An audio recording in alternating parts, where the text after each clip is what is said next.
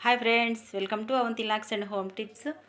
Friends, ఈరోజైతే ఎండలు బాగా ఎక్కువగా ఉన్నాయి కదండి. మొన్న మీ అందరికీ చెప్పాను గొడుగులు, స్కార్ఫ్లు, టోపీ తీసుకెళ్ళండి అని.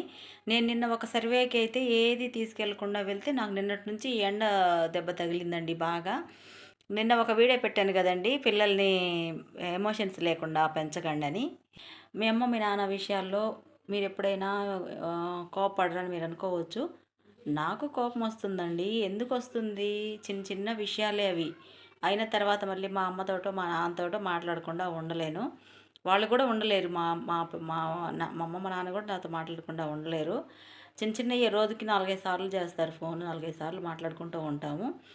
ఎందుకు అలా చెప్తున్నానంటే, మనల్ని చాలా కష్టపడి పెంచారండి. నేను మాత్రం నా మట్టుకి నేను ఒక స్థాయిలో ఈరోజు నేను ఒక చోట నిలబడి ఉన్నాను అంటే దానికి కారణం మా అమ్మ మా నాన్నేనండి. అందుకోసమని నేను తల్లిదండ్రులు గౌరవించాలని చెప్తుంటాను. నేను ఎవరిని ఉద్దేశించి కాదు.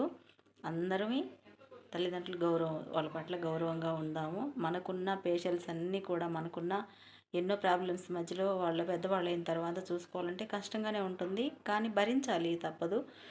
నా వీడియో మీకు నచ్చితే లైక్ చేయండి. Bye friends.